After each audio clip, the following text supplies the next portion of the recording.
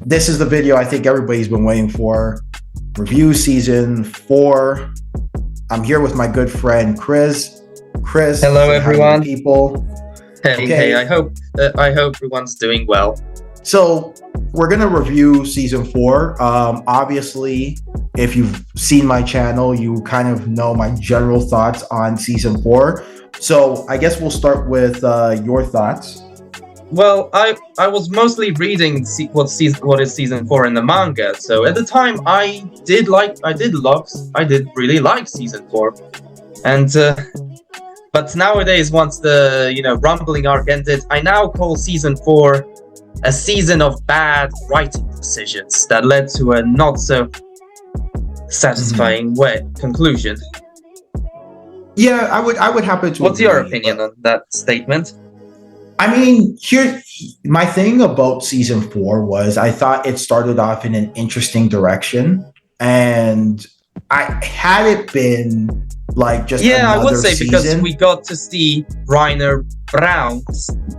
I mean, I do appreciate that Isayama was trying to do something different after the basement reveal, because one of the problems that many people who don't like Attack on Titan bring up is that Eren often gets kidnapped, and it becomes a repetitive cycle. I mean, at the end of the last arc of season of the pre-time skip, Eren doesn't get kidnapped. So, and people jokingly said character development. Even Yeager did that as well.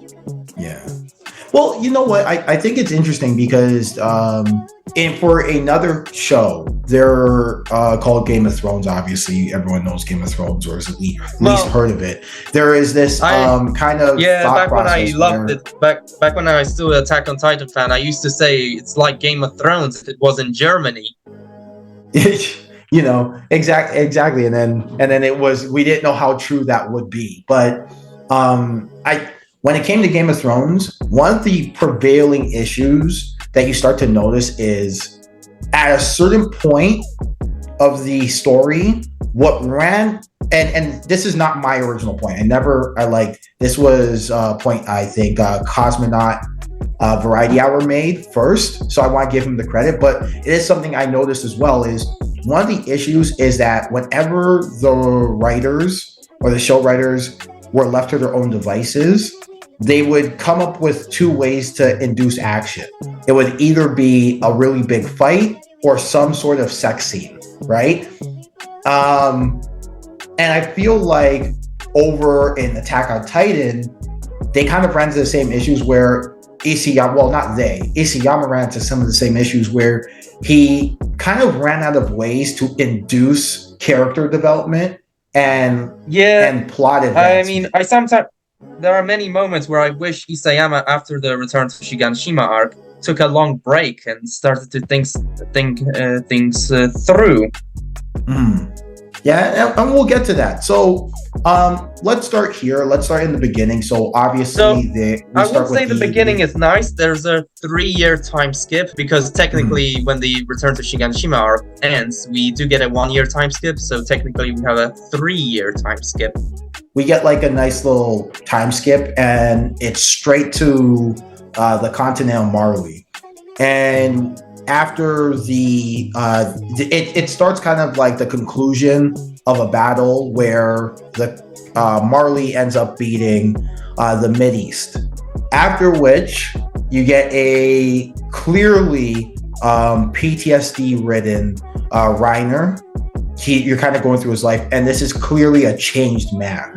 I think it's very interesting to start here because I mean, Isayama did say Reiner is actually his favorite character, along with Jean. Mm-hmm. And you could tell because he's handled with a lot of care. Even when he was kind of the main antagonist in season 2, he was handled with a lot of care. You see him afflicted with a lot of his decisions.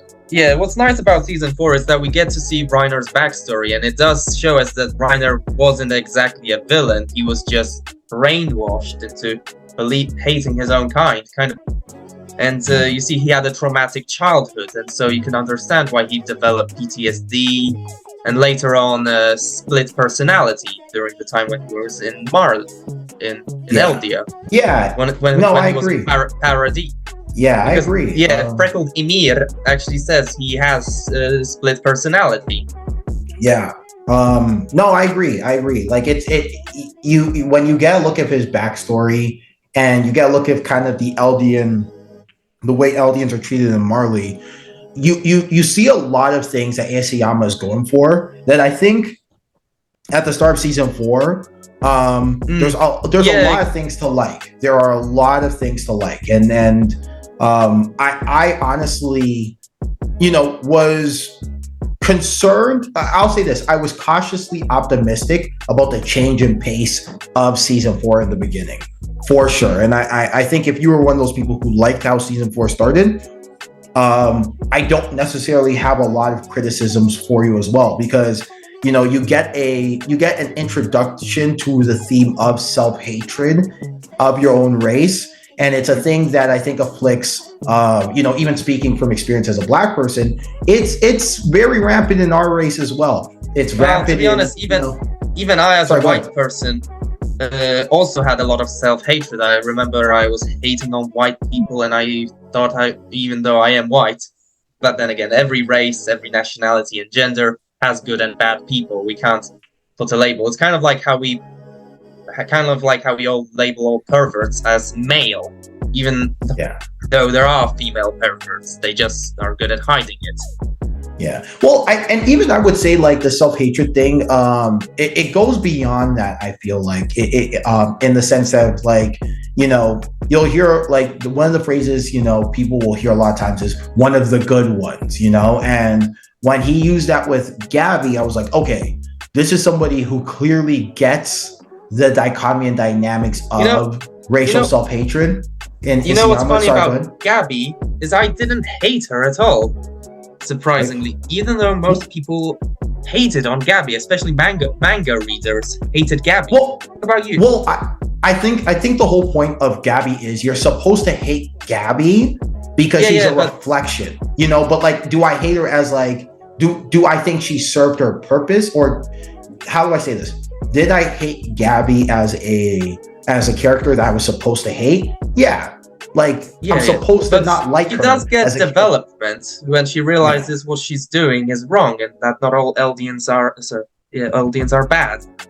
Yeah, right. I think the whole point is what Gabby is supposed to be is she's supposed to be a mirror, right? Just like Uncle Ruckus is supposed to be a commentary for the Boondocks, just like Dubois is supposed to be a commentary, right? Where the idea is that you look at this character as a mirror or a commentary on a certain aspect of something. And what I think Gabby is a commentary on is the idea of self-hatred when it comes to minority races, right? And it's one of the things I didn't like about the direction that made me concerned in the beginning, and I'll get to what I'm talking about, but I need to explain this as far as I can, is that So Gabby, I just want to explain this. The thing with Gabby is she's a great commentary in of itself on the idea of, like, when you are a minority and you're constantly in an antagonistic society, you assume, hey, if I change this, if I change that, if I change this, if I change that, then maybe I'll be accepted into mainstream society. When the fact of the matter is, you will not. You will always be looked at as X, as Y, and you have to be accepting of that and be proud of yourself in that, but also recognize there are things in history and whatever that are what they are, and we can only move forward. We can only change what we can do moving forward. And I think that's what Gabby did. The problem with what I think Isayama was doing is, this is the commentary you want to talk about Eldians, right? You want to talk about Eldians as this self-hatred race, as people being antagonistic towards them, as people being racist towards them.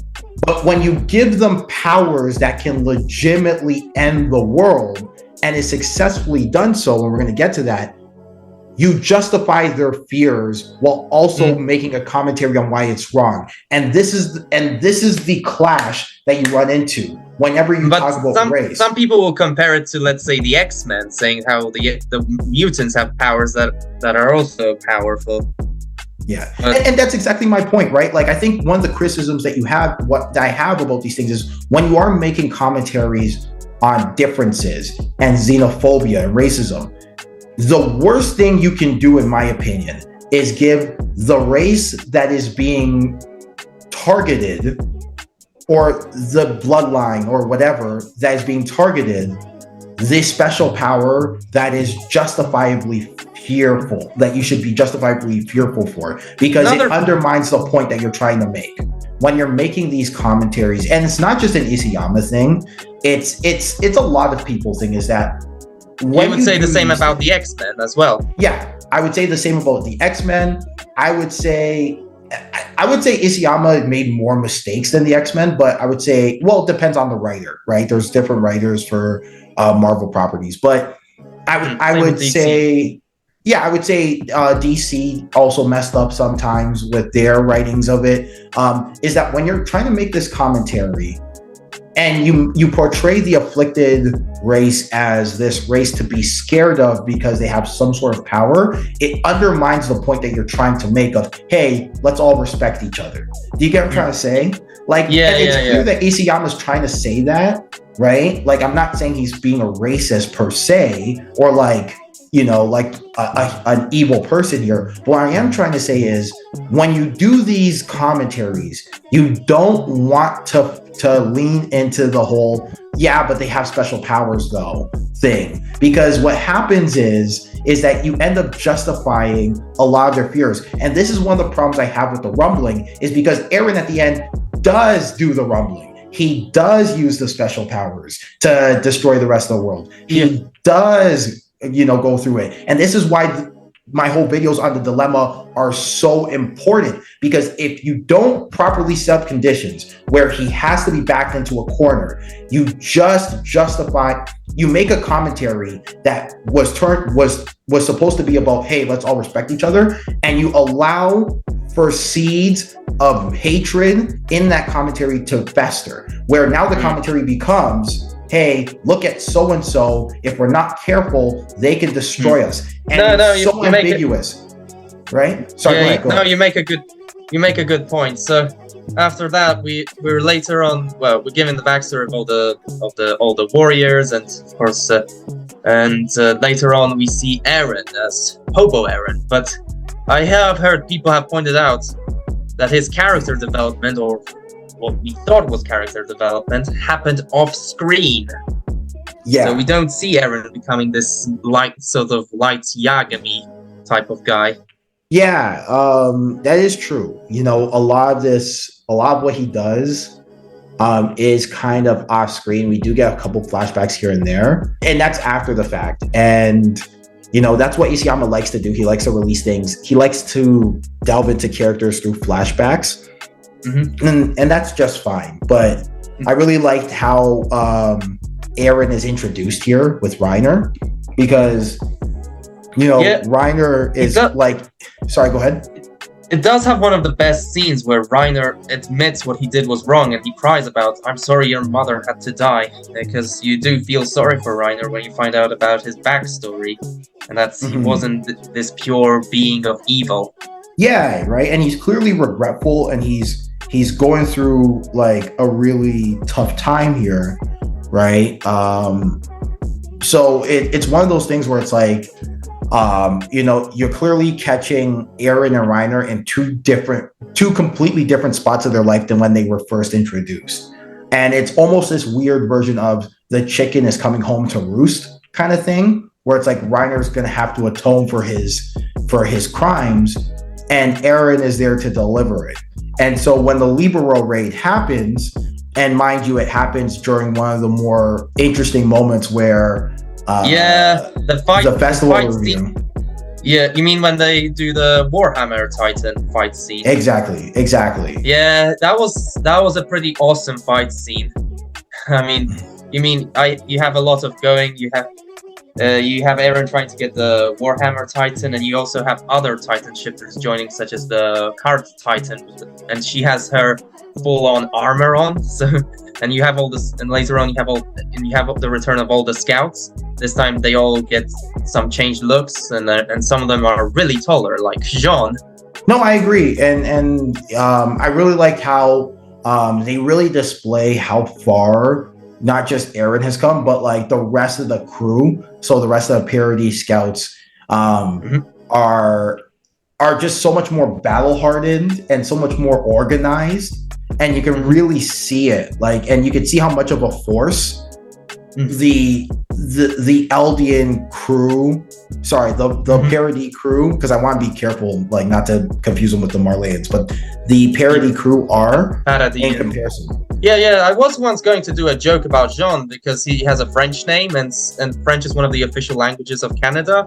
And you probably met a lot of Francophone Canadians. Yeah, no, I've met some French Canadians. Like in Quebec.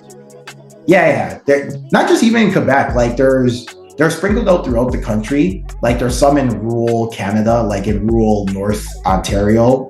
Yeah. There's some in Ottawa because Ottawa's on the border. Yeah, and I heard that Jean is basically just the French variant of the name John. It is true. It's just like Jean, and then if you anglicize it, it's John. And then it's funny because he has a German surname, Kirstein. Cool. Yeah. And there is a lot of German influence, right? And that's another video that talking about the German influence, and not just Attack on Titan. Vlog Dave also did a video on explaining German names. Like, for example, he also explained how to pronounce Armin's name, which is Armin.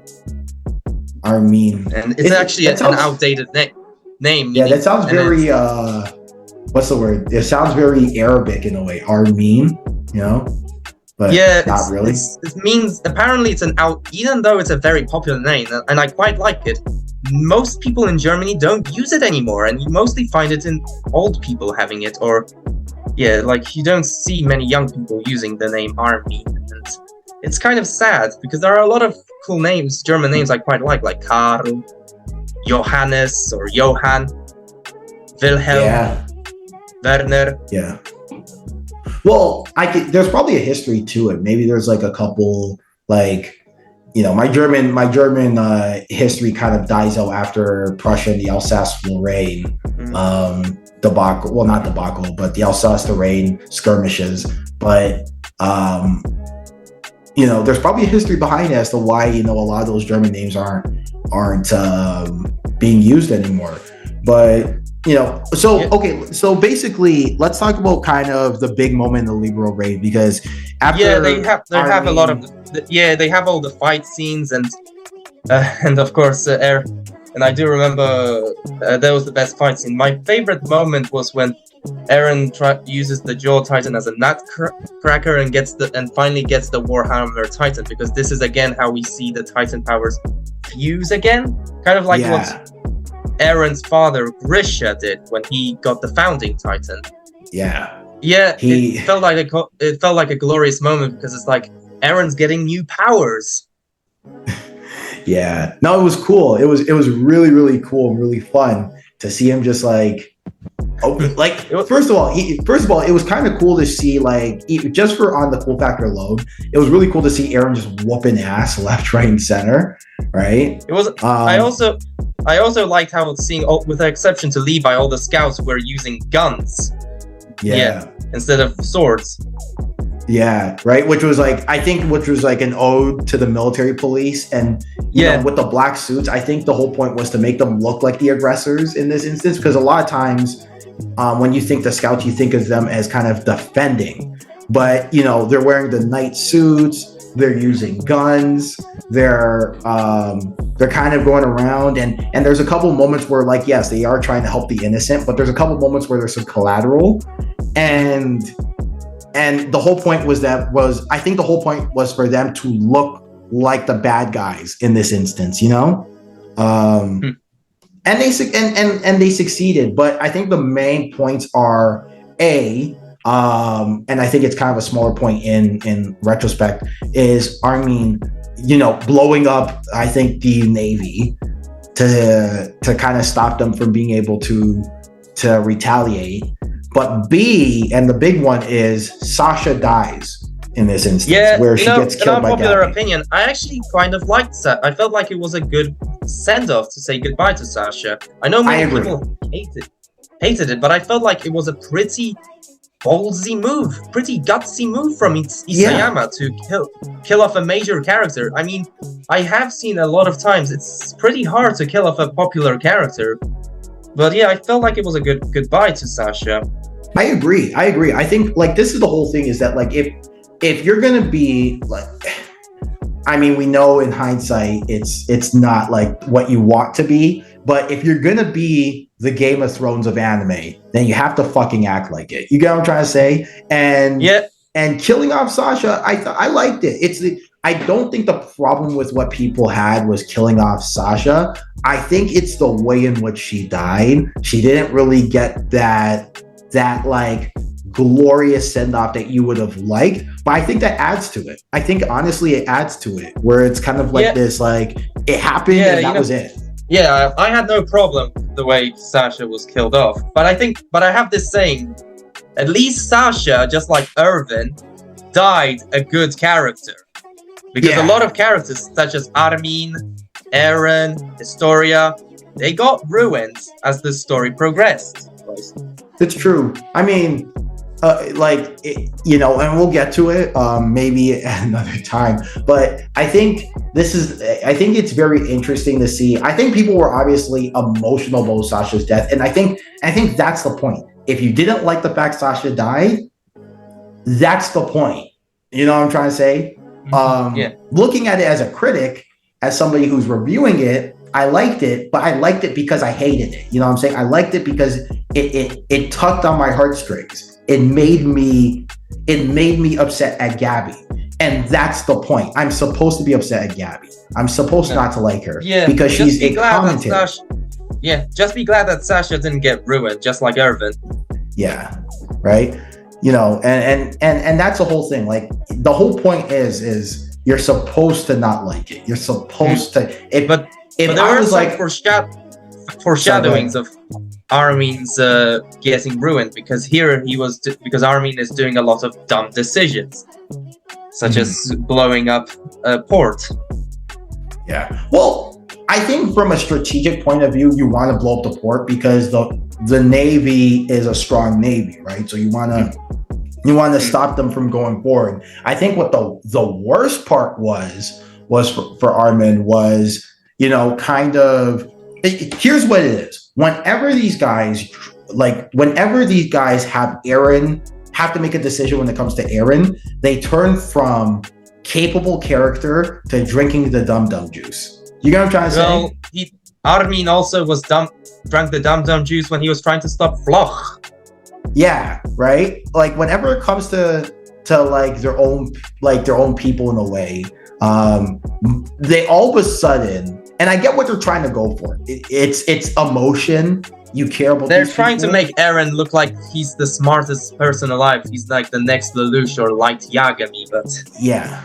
Well, that too, but I also think what they're trying to go for is when you are facing the people you love or like, you don't make the most rational decisions, right? When you're dealing with people you love, you don't always think in the most clearest ways. And I'd always tell people like, hey, think about how you deal with your family members when you're in an argument, and think how hard it is to get your words out. Now put that to anime characters, and then you'll understand why some of these anime characters do the decisions they make. The problem is, a lot of times it feels like it happens at the most convenient times to advance the plot, and that gets annoying. Plot convenience, as it's called. Exactly, right? And that's the problem, is that when they're constantly always drinking the dum-dum juice, and the fallback is always, oh well, it's the character I love, it's the rivalry character. It's why Naruto gets annoying when it comes to Sasuke, right? And why a lot of people are thinking, oh well, Naruto and Sasuke should just be a gay couple, right? It's that. It's not the actual plot device. It's the fact that they use the plot device not necessarily even the plot device. It's not the actual like thought process of the characters. It's the fact that they use it as a plot device over and over and over again, right? And that's the issue. Yeah, I mean, that's the first foreshadowing we have of Armin's dumbing down. So yeah, so that's probably the Marley arc. Is that all that's there in the Marley arc? Because then they get back to Paradis. Yeah, so after the Libero raid, and Sasha dies, they get back to Paradis. I think at this point, Eren's in jail. They put Eren in jail.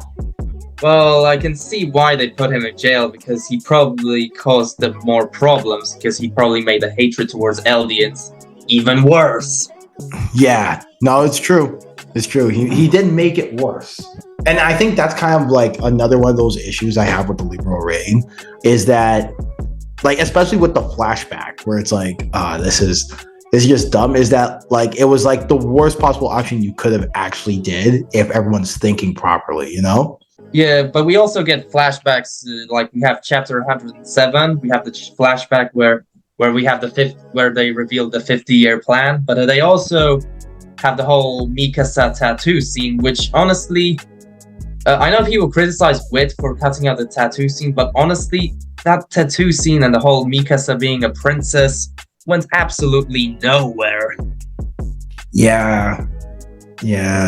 No, it's true. Like, it wasn't really needed in the end. Yeah, I mean, you could cut it out of the story and wouldn't make any difference. And I think that's another criticism with Isayama, is like he doesn't really take a lot of these points further, because he just kind of has tunnel vision to what he wants to do for the ending, you know? And we also get the reveal that Historia is pregnant. Yeah, to be honest, Isayama deliberately did the whole pregnancy just to have Historia out of the story. Which is funny, because often, if I would say, because in Polish, we often, when we say story, we say historia, which also means her name is Historia. So if we say they cut Historia out of the Historia. That's funny.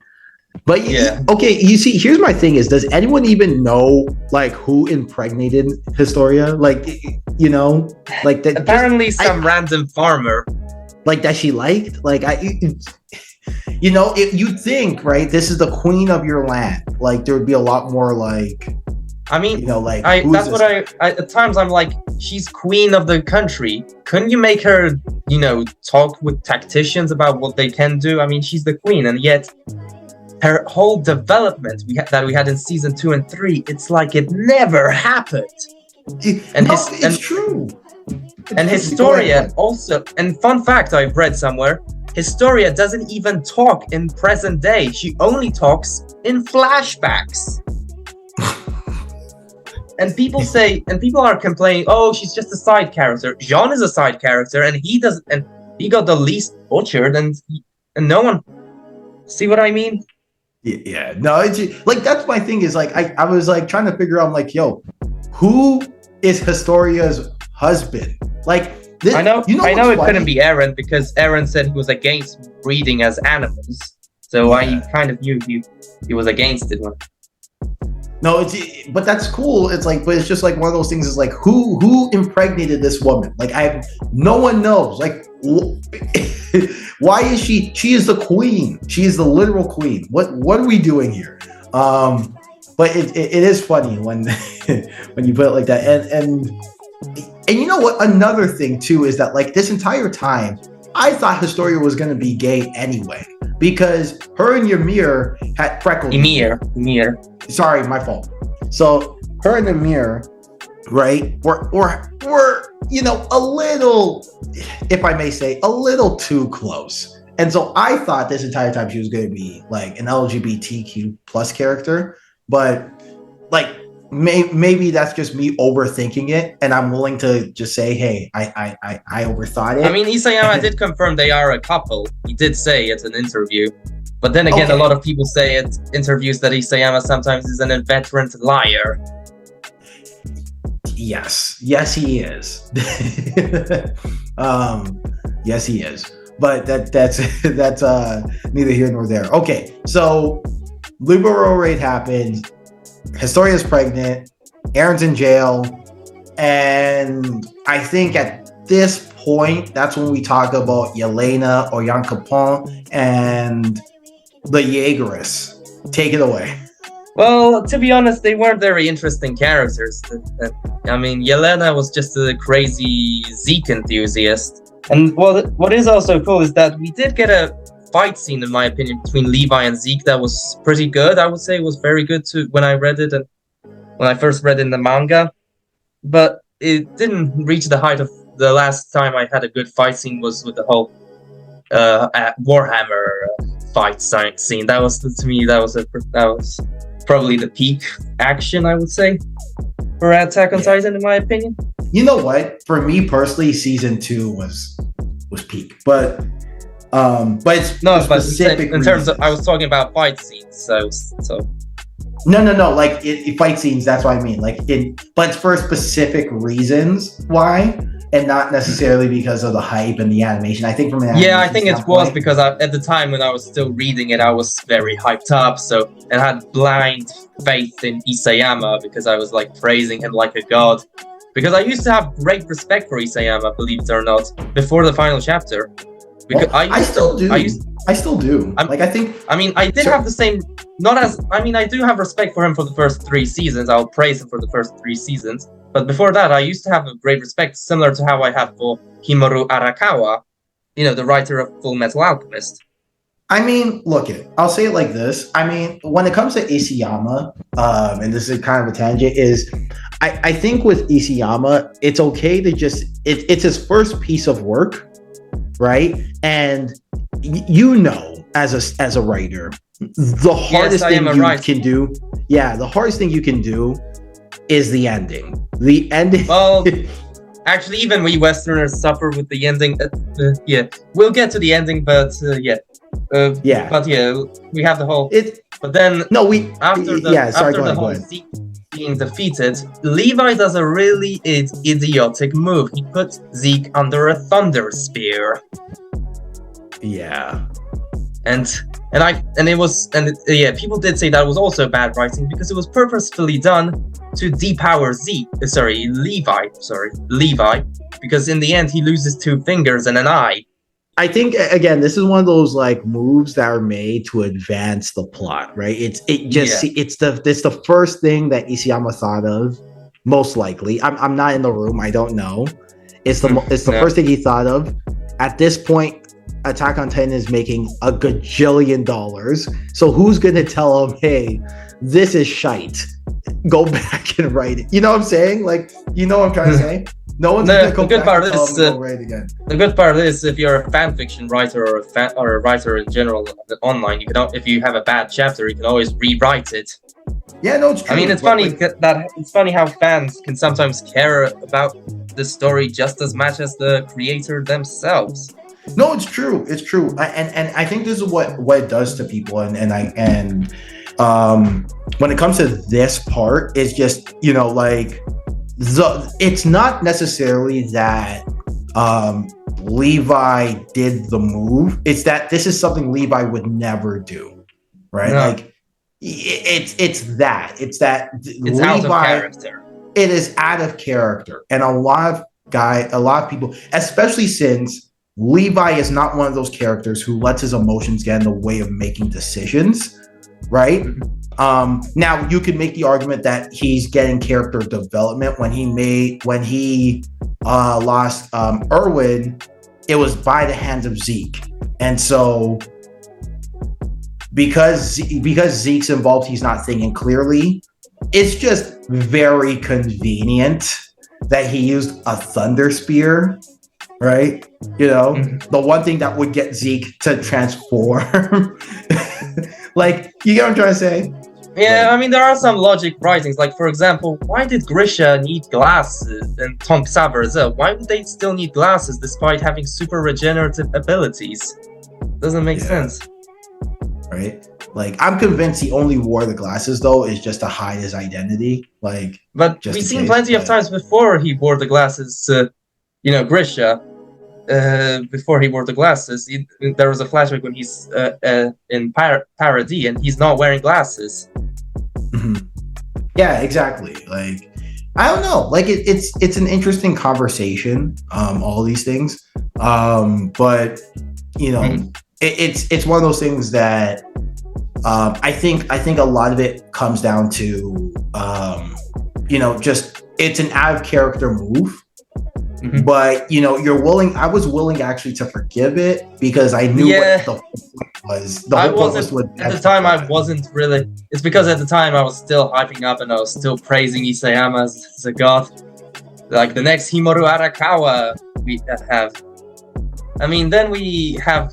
Then after that we have Eren escaping from jail, which I don't like that the anime cut out the scene of him showing the blocked prison cell using the Warhammer Titan.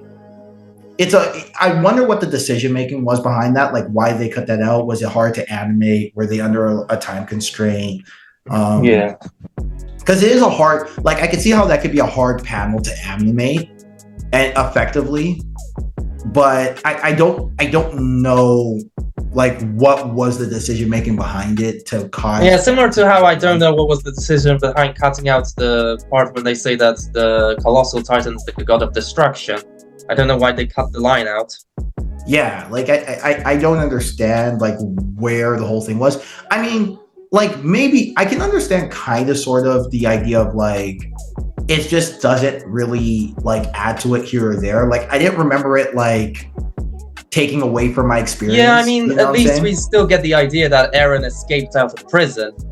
Yeah, right. Like it's like okay, he escaped. I think the more so the point is that when he escaped, there was a divide on supporting Eren and being against Eren, and that's it. You know what I'm saying? Yeah, and also Zackley was killed as well. Exactly. So you can see why there's a lot of anarchy going on. Yeah. But so sorry. Later on, what's the next scene? Because I'm still struggling. What happens after the jailbreak? So jailbreak, Zackley's assassinated. Yeagerists gang up on anti-Yeagerists. Anti-Yeagerists. Kind of like the anti-Bolsheviks. Exactly. And then kind of what sort of happens is Yelena and Eren align, if I'm remembering correctly. So, I mean, that one I have no problem with. Like, it makes sense. Eren, like, we do get the flashback where Eren sells Zeke on the fact that he's with him on the euthanization plan. So, like, the idea is that okay, if they touch, Eren is going to get the founding Titans powers, the founding Titans powers, and therefore, Eren needs Yelena's support to get Zeke from being from Captain Levi, and then they need to touch, right? So all makes sense. I'm cool with it. Later on, Eren later on puts his friends into jail, and Floch takes over the whole establishment, or Floch, if you're a German speaker. Yeah, I think we're missing the 50-year plan was spoken either. We did talk about it in the flashback in chapter 107, where we also get the reveal that Mikasa is a princess and Historia is pregnant. Yeah, that is true. But I don't think we like talked about, because I do want to talk about why it's stupid. Well, 50 years is just too long. Well, it's not even that. It's not even that, because basically what it is basically a slower version of the rumbling. Do you know what I'm trying to say? Like the 50-year plan is asinine. It is a slower version of the rumbling, because what all you're doing is delaying the fact that at some point you have to go to total war with these people. And look, I am okay with some sort of, hey, we're gonna have to go to war because it's anime. You have to spice it up. You have to have a fight scene. And I'm okay with we're gonna have to go to war. But like, what I don't like is this idea that the 50-year plan is some sort of like halfway point, right? It's absolutely stupid. And obviously, like, the 50-year plan got nipped in the butt as soon as Zackley got assassinated. So, yeah. Yeah, what else happens is later on we have Eren finally transforms into a Titan after gaining the Warhammer Titan, my biggest disappointment was that Isayama didn't change the design. Considering he gained a new Titan power, he should have changed the design slightly. Yeah, that would have been cool, actually. You know what? Now that thinking about it, that would have been kind of fun. I mean, to show us that he has a new Titan power. I mean, that's what I was waiting for. It's like, is he? But I guess Isayama was too chickened out on well, changing the design slightly to show that he has a Warhammer. I think honestly he was just tired. Like, he wasn't thinking it through. But like, I mean, then again, it's one of those things where it's like, I don't think a lot of people had like a problem with it. Like, you know, when you're watching and but then I was like, maybe it's because Isayama doesn't want to, if he changed the design, might ruin it. I mean, at times, there were many times where I didn't like it when characters changed their looks in popular series, like for example like getting rid of gloves, or by making them fingerless or stuff like that. That was a big thing in like the early 2000s. Like what's the anime? Oh man, why am I trying to? Beyblade. When Beyblade was a thing, all the characters were wearing fingerless gloves. Yeah. Like, but what makes me more disappointed when we get Eren versus Reiner round 3 is that Eren doesn't use the full power of the Warhammer Titan. I was expecting him to create swords, crossbows, hammers. He doesn't do any of that, and that was super disappointing. Because it's like, all this effort you jeopardize, and all you do is just create spikes. I honestly just think like it's where you start to see the laziness. Like, you know what? I want to avoid the word laziness because I don't want to disrespect somebody's writing like that, and I used it a lot in like my arguments with my 2 videos on Attack on Titan. I want to avoid the word lazy. But it's kind of hard when you're angry. No, I do, but I want to use the word not like burned out, because I really truly believe like Isayama by this point was lost passion for Attack on Titan.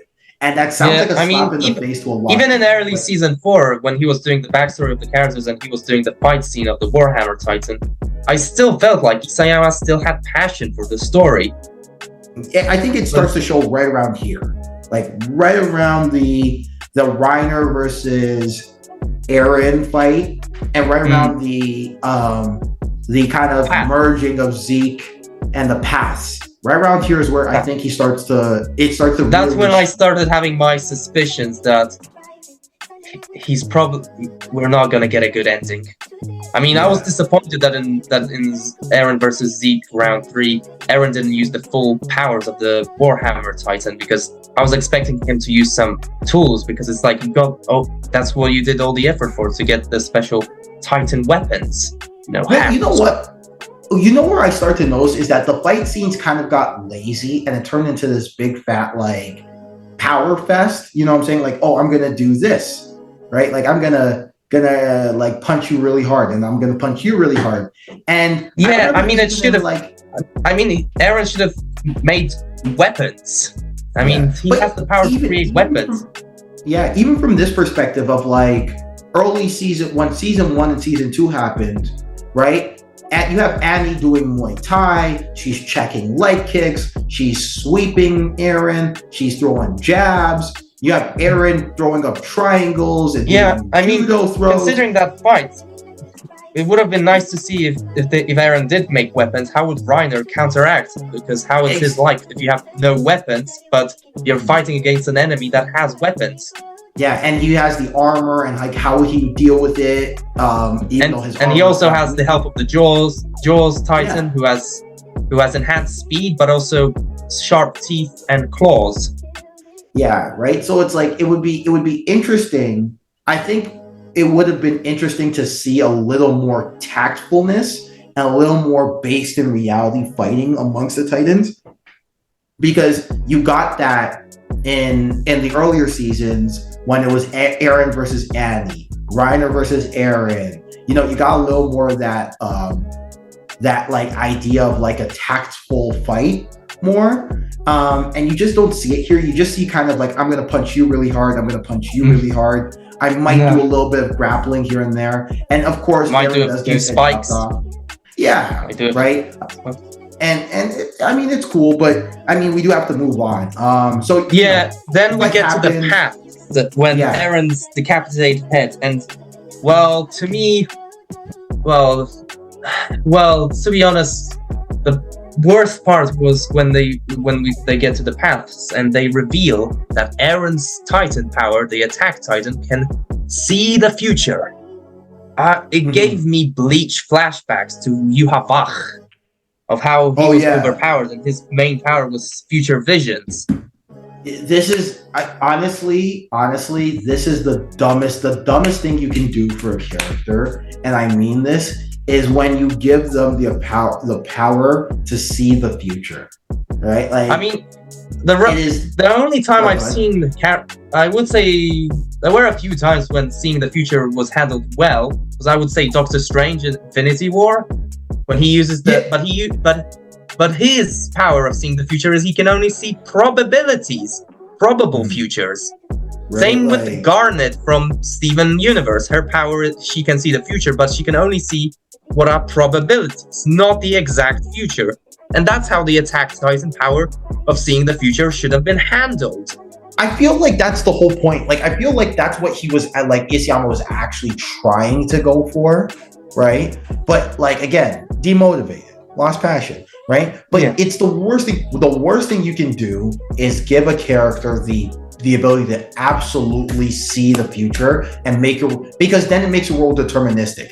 And if it makes your world deterministic, what was the fucking point of determinism is and people are trying to defend the writing it's determinism, but to me that's just lazy, just a lazy excuse for bad writing. So it's like all the decisions that were made because or any bad decision that was made was it's because of determinism. So that's just lazy writing. It's just an excuse for bad writing. There is a reason why people don't like determinism. It's because people like the concept of free will. I'm sure there are ways to handle determinism versus free will or make your world deterministic in a good way. Usually it's breaking free from determinism. That's the most common type I've seen. Yeah, but the whole problem is within this aspect is, okay, so if the world's deterministic and this is why the rumbling happened, what was the point of Eren going into the past to instigate with Grisha to eat the royal family? What was the point? You know what's funny? A YouTuber, I don't know who, but when he pointed out a plot hole, which was, why did Grisha tell Zeke to stop Eren, but then give him his Titan powers? Like, you know what I'm saying? Like, it is such what was the point? If the world is deterministic and the rumbling was going to happen anyway, what was the whole point of Eren even going into the past? What was the whole point of Eren getting the powers from Zeke? From Grisha? What was the whole point of the paths anyway? On that point, like, what was the whole point of the paths? What was the whole point of getting the Founding Titan's powers? What was the whole point? What are we talking about?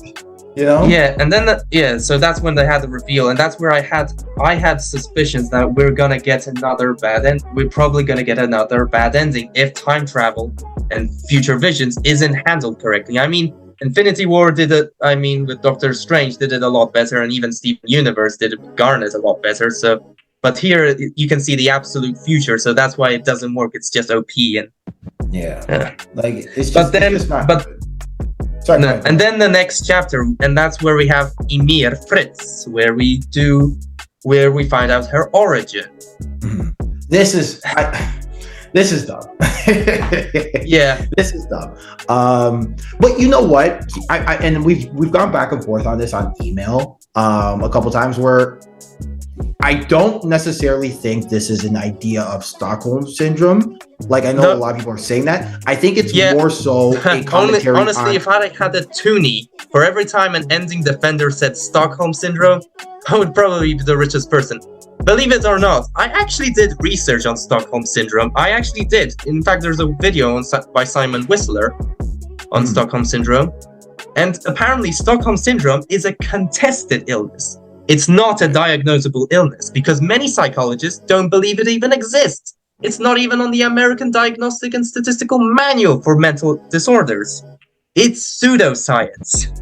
Like, I think more smart people would say it's not necessarily the idea of Stockholm syndrome. It's the idea of abusive relationships, right? But the problem is Isayama never showed King Fritz showing in any bit of kindness. Even in abusive relationships that are popular in pop culture, like Joker and Harley Quinn, the Joker sometimes shows kindness to Harley Quinn, making her believe. That's the point. It's the idea of manipulation, like, right? And this is the problem when you do, and it's also the problem with what his commentary on race and self-hatred is when you do these things and you're making a commentary on things, you have to, yes, spice it up for anime. Yes, make it feel like King Fritz is a dick and Ymir is a sympathetic figure. But you have to make these things work in real life context. Yeah, you have to make these things believable and work in real life context because you're speaking on a real life problem, right? You are speaking on real life situations. And when you don't handle them with tact, people aren't going to see the parallels in the commentary. Yeah, right? Honestly, he should have kept Ymir and Mikasa separate because then no one would have complained. Yeah, right? And I think that's the whole problem. Go ahead. Yes. So, by the way, if you're thinking Stockholm Syndrome is real, watch some videos like by Simon Whistler and even a video on Stockholm Syndrome about Beauty and the Beast. It debunks Stockholm Syndrome by saying it's a contested illness. Yeah. Well, I feel like, honestly, like, yeah, you can watch those videos too, but just read a peer-reviewed study. Like, you know what I'm saying? Read a study, like, do your research. Another thing I was disappointed about Ymir's origin is we don't get the proper explanation of why are there 9 Titans, how and why there are 9 Titan shifters, and why is there a 13-year rule? Because those were 2 big questions I wanted answered by the end of the story, and they never got answered. Yeah, no, I agree. Like, a lot of these problems, like, you can boil down to, like, you know, you're not thinking it through. You just want to end it, and I sometimes have a feeling Isayama didn't even have a concrete explanation for these answers. He just felt like 13 is an unlucky number, so I'm putting it there by Westerners, and 9 because of 9 realms of the Norse mythology. I mean, I'm willing to bet with the idea of the 13-year rule is that Ymir died 13 years after. Ymir died 13 years after, and so. But that's not a good enough explanation. A spear to the chest. Of course. I'm trying to be devil's advocate. You get what I'm trying to say? Yeah. Sorry, go ahead. Yeah. After that, Eren begins the rumbling, and he gets a redesign to his Titan and his ultimate form, which is pretty lame. It's not very good. It's not cool. It's just a skeleton that can't stand out. I get it. Of course, we have flesh on his head and hair, so it does look a bit Titan, but it's mostly a skeleton that can't stand up and has an oversized rib cage. Even you can agree that the design of Eren's ultimate Titan form wasn't very good. It's not. I agree. No, I agree. It's not. It's just like it just isn't really. It doesn't look like, what's the word? Like when you're looking for a redesign, it's supposed to kind of have that it factor to look cool. Like when Goku, for example, turned Super Saiyan for the first time, that looked cool. When Naruto came out with the sage robe and the three frogs against pain, that looked cool. With the Eren and the rumbling itself, I will say, was kind of a good look. Like the whole bunch of colossal titans coming after. That was kind of a cool look. But the Titan itself, kind of leading them, it didn't give that like feeling. You know what I'm saying? And it is what it is on that front. But yeah, later on, many of the chapters that I found aren't quite good. It's just the scouts teaming up to get rid of Eren, and of course we have Annie back, but her reappearance wasn't really that great. It didn't matter much. No. Look, it was what it was on that front. But let's kind of get to the ending. So then the ending comes up, and well, it's I was hoping because when it first came out, I was wanting to absolutely love it because I loved Attack on Titan, but then there were stuff that just didn't make sense, like the forced romance between Eren and Mikasa. To me, it was like, another garbage canon shonen pairing, battle shonen pairing. This is Bleach and Naruto all over again. Yeah, what can you say more about the whole? But what I will say is they don't actually end up together. At least they don't have a child. They don't end up together. They don't have a child. I think what the whole thing with the problem with when it comes to like romantic pairings, and I mean, let's first talk about like kind of the whole scene and how it ends. I thought the fight, especially for anime, I think the fight itself of how they stopped the rumbling was kind of cool. But then for the anime version of how did Mikasa know Eren was in the mouth? Yeah. And then the hallucinogenia, which was pointless for what it was, disappears. We still don't know why. What was even the point of the hallucinogenia? And why does it disappear when Eren dies? It didn't die when Ymir died. Yeah, I mean, the romances in Attack on Titan are awful. It rivals Naruto and Bleach in terms of bad romance writing in battle shonen. Yeah, well, I mean, the whole thing is that I don't necessarily think like it had to be a romance. Like, I think I felt like I thought Isayama was avoiding romance, and I thought if Attack on Titan was gonna have romance, it was gonna be developed and nice. It wasn't gonna be like rushed to the point that we have to use fan fictions to make an alternate ending to pretend that the official ending doesn't exist, like I do with Bleach by using Volume 75 as my sort of headcanon ending. Well, the whole thing too is that like there was a study that came out. Because I'm not really hung up on the romance. I'm more hung up about Armin and Eren's like ending speech. But the whole thing about at least they fixed Eren and Armin's speech, but still, I don't like how they still included the whole Eren kills his own mother, which is essentially like if Batman or Spider-Man killed their own. Well, if Batman killed his parents, or Spider-Man went back in time to kill Uncle Ben. Just to motivate their younger selves to become. There is someone who still argues with me. Well, they are convinced that Eren didn't say that, and I was like, brother, I have the panels, or sister. I don't know like what their gender is, to be honest with you. But I'm like, brother or sister, I have the panel. Like I have it. Like what are we talking about? You know what I'm saying? But that was kind of dumb. I mean, it's essentially Batman just going back in time to kill his parents. But it doesn't work. It's bad writing 101. Even I, as a beginner writer, would never write such a reveal. It's dumb. But I think that's the whole point, is that like it just like look, if I don't have probably my problem is not that like I don't think like if Eren was gonna do that, right? And there was not going to be a dilemma set up. Fine. But then present him as the villain he is. Because then you can actually make the message of extremism and the cycles of violence mean so much more. More.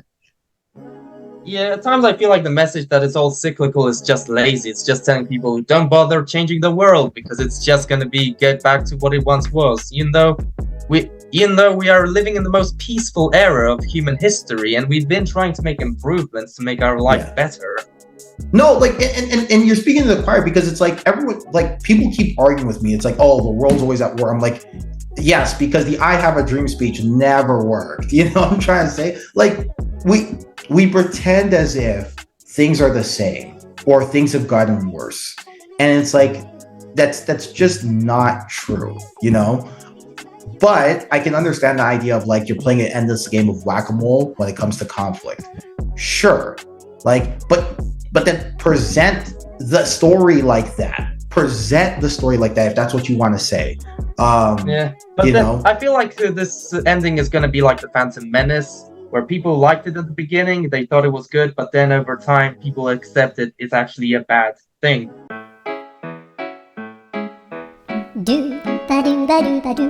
There were Well, there were a few things I forgot to mention, a few plot points. Like, for example, Falco learning to fly was also a bit of an asspull, as you could say, because most people who got their Titan powers, they trained for months to perfect their Titan transformation skills and of course using their Titan powers.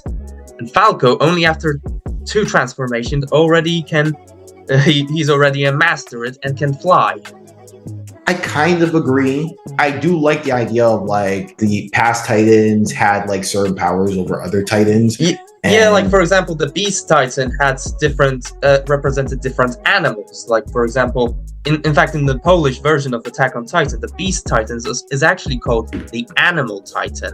That's correct. So, yeah, I mean, I think in regard to the Beast Titan flying and that whole thing with Falco, I don't hate the idea itself, right? I hate how it was presented. Well, I don't even hate it. Like, I don't even hate the presentation of it, to be honest. I just don't like it. You know what I'm saying? It's not like I can live with it being a thing. I just don't like how it was presented. It was feels also very a bit like rushed.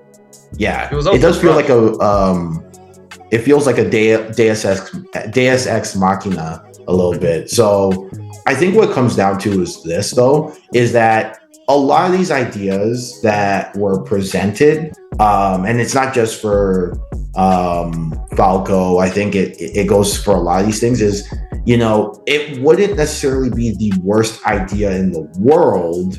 And that goes for like most things. It wouldn't be the worst idea in the world. People say it's not. There's no such thing as bad ideas. It's just bad execution.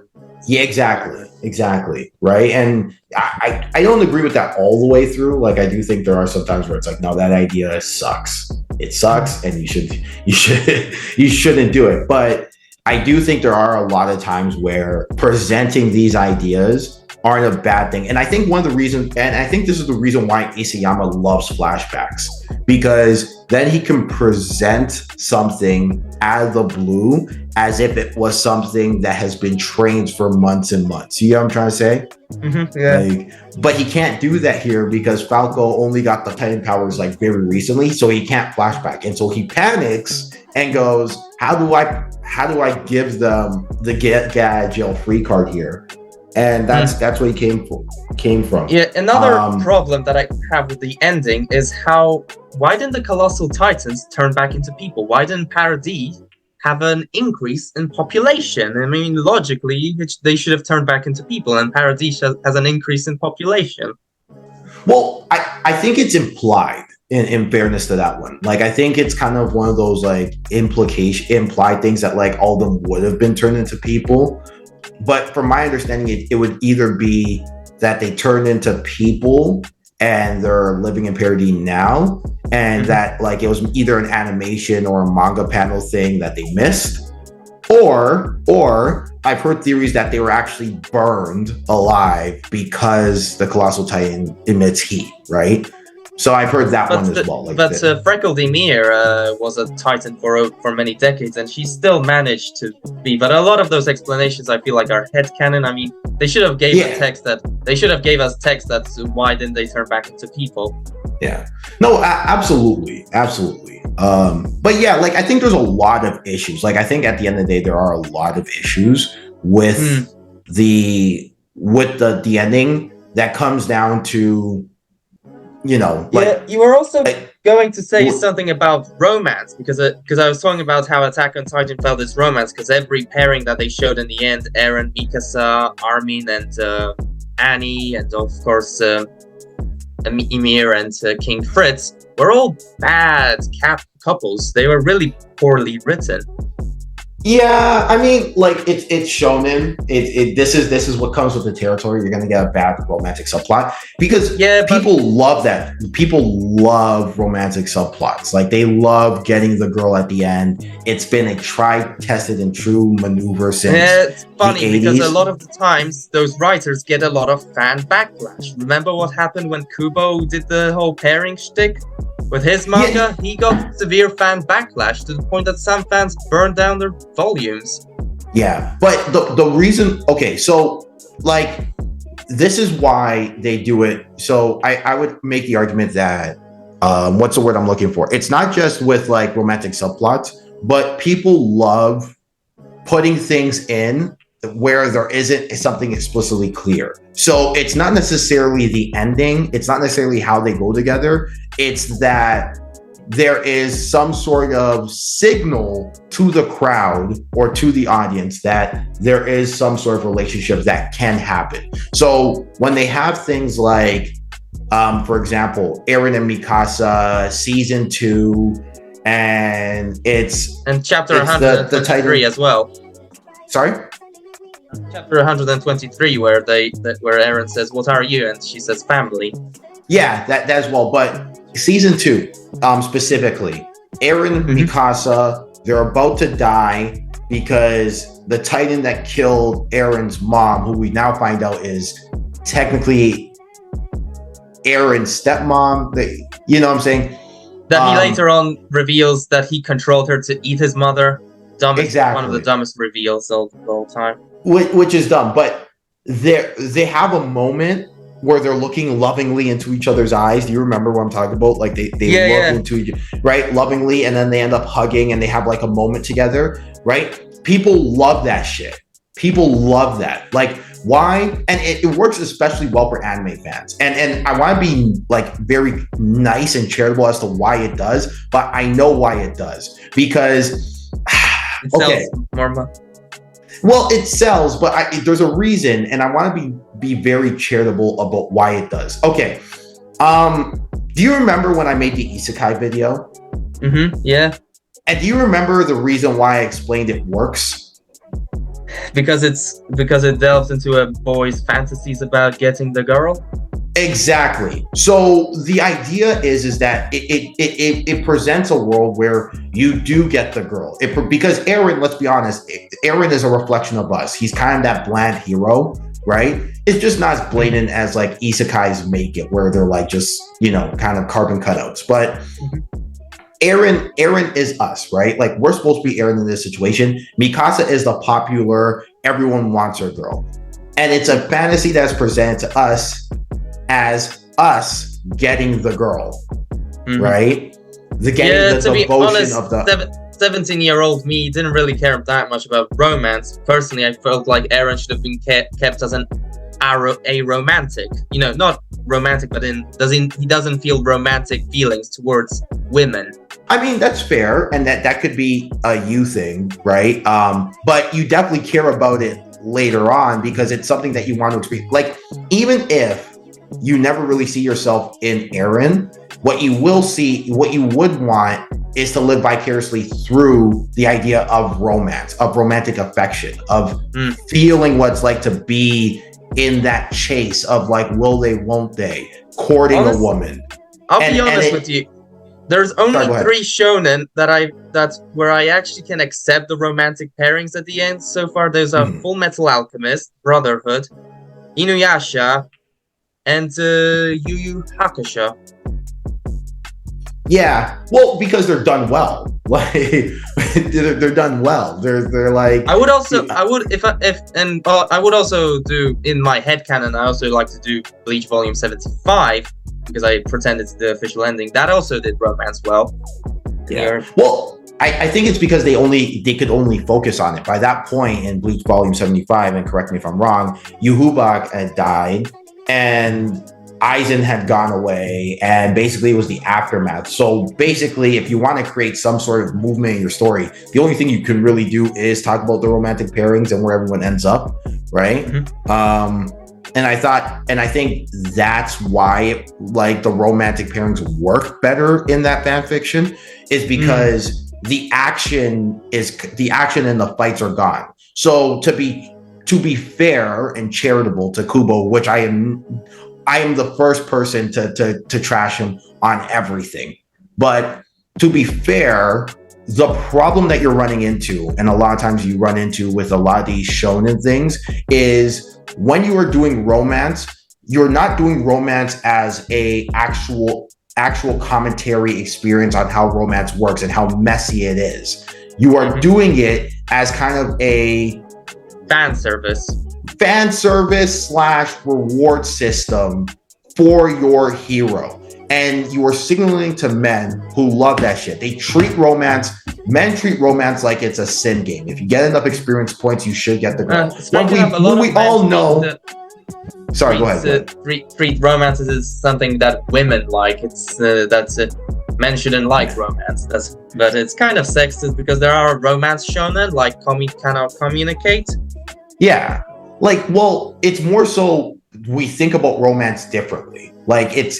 It's women, I think about romance as a kind of a complicated endeavor, and men think a bit like, I do things for you to court you, and then eventually you're gonna like me, and then whatever happens is whatever happens.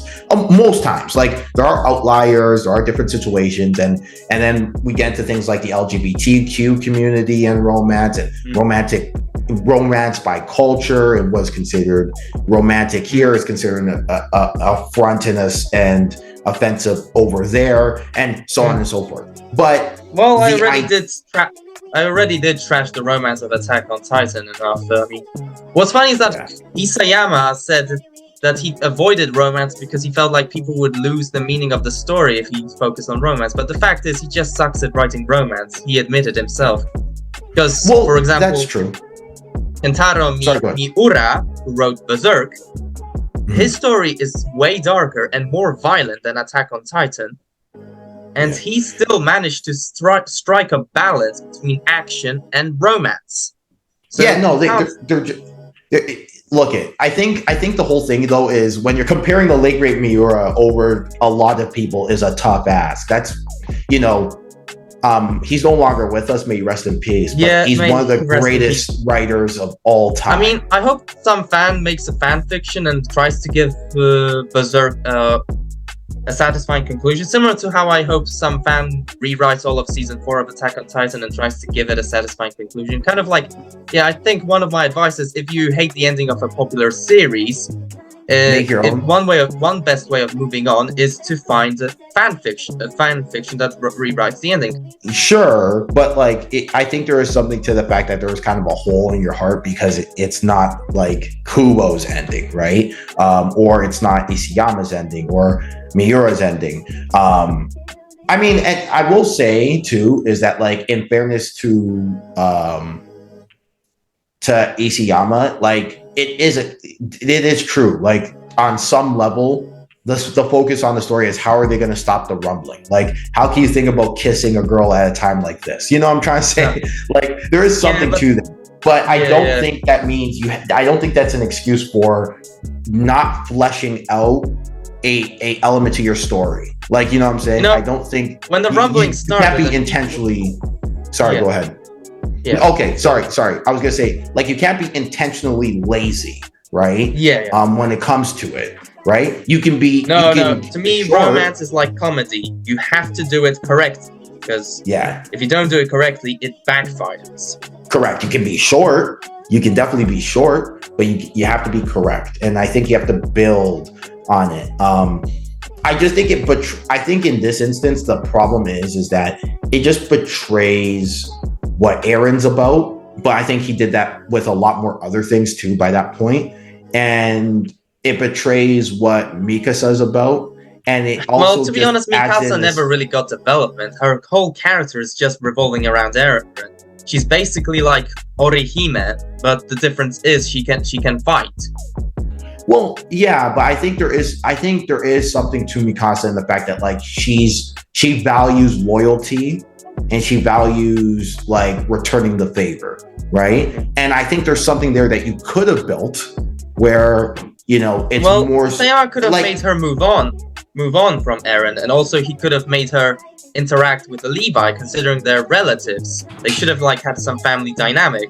If you found out you're related to someone like Levi, you would probably want to get to know the person a lot better. Yeah, I mean, what my point is more so okay, for example, if you don't want Eren and Mikasa to have a romantic relationship, right? You can build on what their friendship is about. So if their friendship is about he saved my life and I am therefore indebted to him and I'm loyal to him, you can do that. Like, it's kind of the reason why I think a lot of times the Sasuke and Naruto thing is overblown, with the whole, it's a romantic relationship and it's queer. I don't think so, because I think there is something to be said for if there is a friendship that is built on a solid foundation. You are allowed as a man to forgive another man and keep a relationship going in a normal heterosexual context. You know what I'm trying to say? Like, but many good relationships started off as good platonic friendships.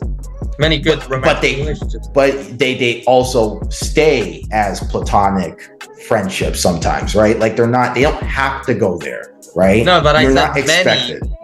many good romantic relationships started off as platonic friendships.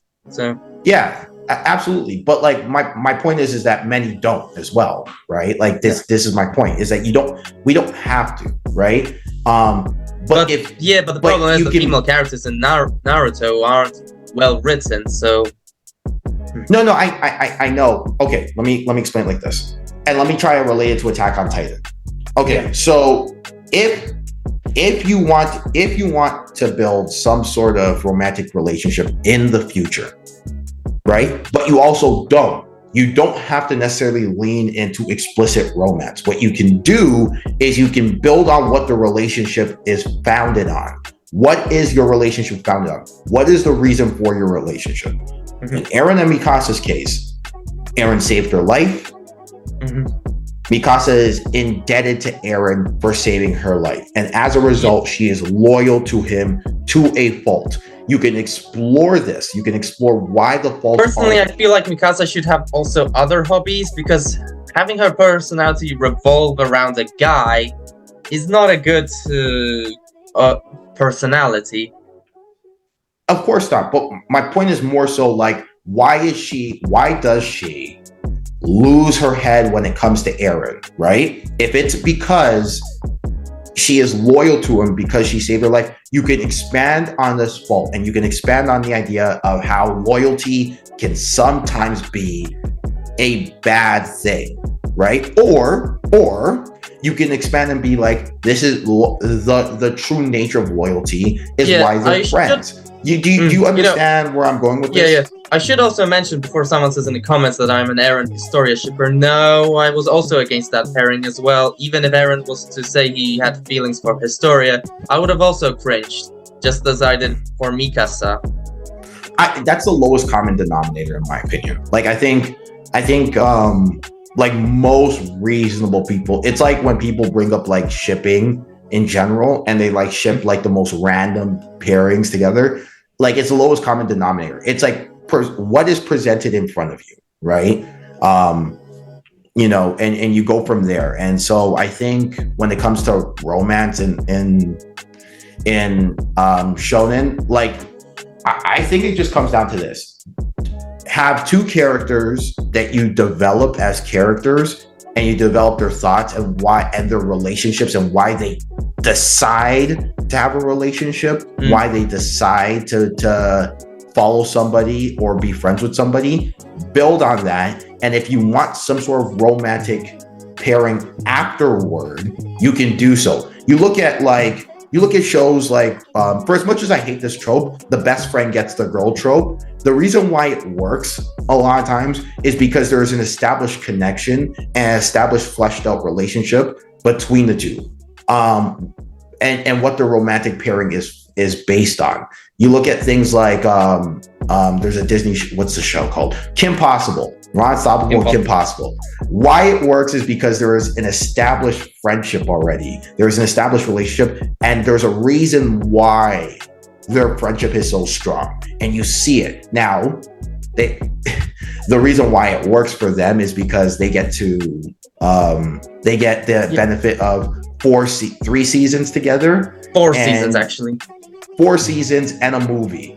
No, 2 movies. So there is like, you know, and it's a lot of it is based on their friendship. So because I did say that I did mention Historia. It's just I don't want people to think I'm an Eren Historia shipper. I'm not. If Eren said this about Historia, I would have cringed the same way I did as Mikasa.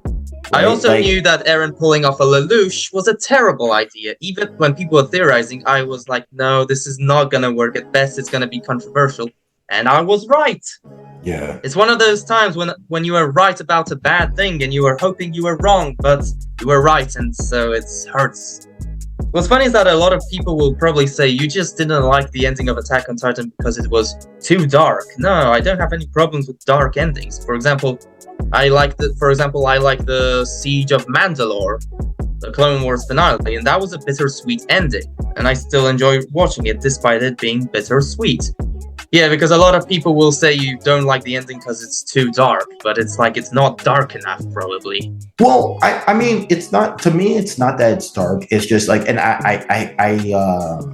had to comment to somebody about this, is that when you're making a commentary on things, you have to be, and we've talked about this before, you have to be absolutely sure that you are getting the themes of what you're talking about on the money, right? Mm-hmm. And so when you're talking about when you're talking about things like not getting the girl, dynamics of violence, things like abusive relationships, things like racial discrimination, things like racial self-hatred, when you very complicated topics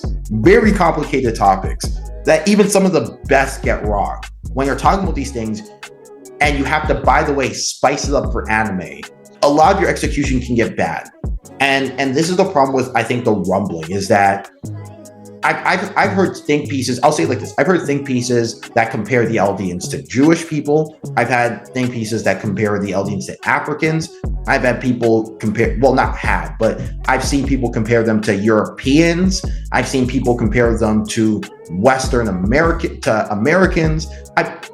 I've seen so much confusion on this. And the reason why there is so much confusion is because I would say the Jews is the most common one. People saying that they are doing too many allegories between Jews and Nazis. Yeah, I would say it's probably the most common one because of the aesthetic. Aesthetically, it looks like that as well. But my point is that the reason why there's so much confusion on all of these things is because Isayama just gets a lot of the big points about these issues wrong, and then puts them in this anime, and then so the message can be so many different things to so many different people, because people can say it's about how the cycle of hatred never ends, but you can also say that's not true because we've advanced so much far as a society. Right. And we also are living in the most peaceful era of human history. Wars are not as common as they used to be centuries ago.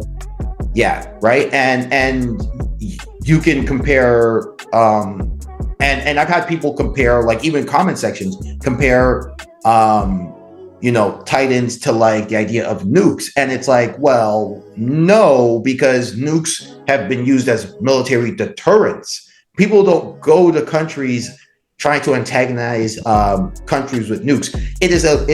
The reason why the Russia versus America Cold War was a Cold War was because if they attacked each other, they were going to go to the nuclear option, right? Mm-hmm. And so they stopped, right? Now here's how you can present the rumbling is happening. You can present proxy wars escalating, right? You can do that.